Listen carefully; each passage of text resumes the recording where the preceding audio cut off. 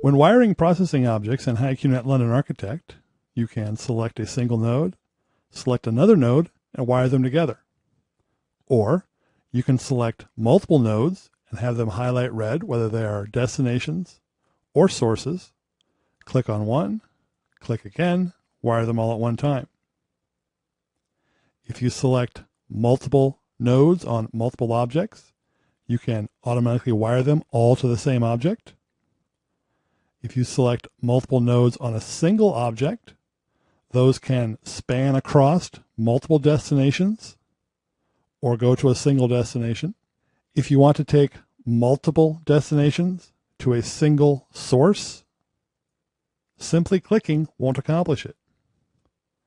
To wire multiple destinations to a single source, press and hold the letter C on your keyboard.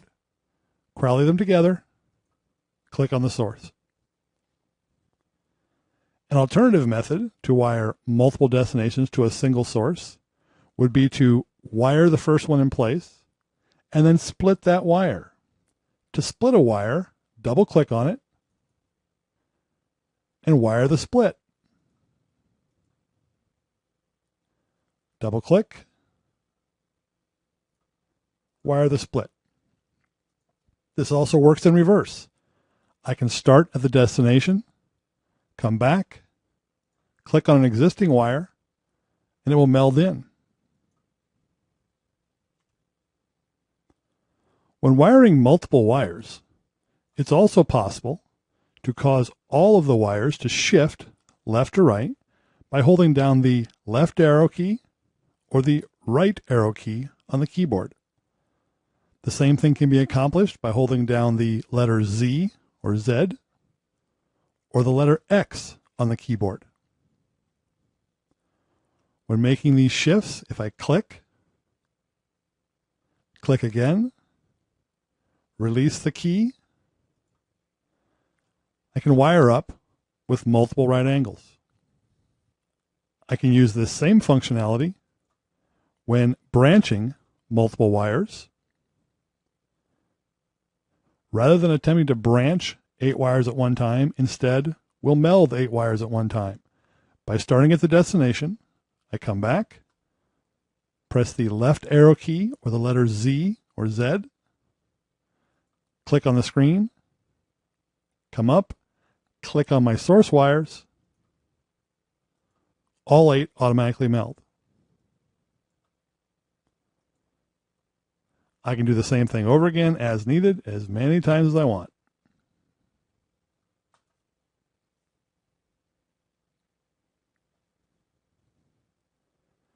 After a wire has been placed, I can add vertices to that wire by double-clicking on it to start the branch, and then pressing the escape key.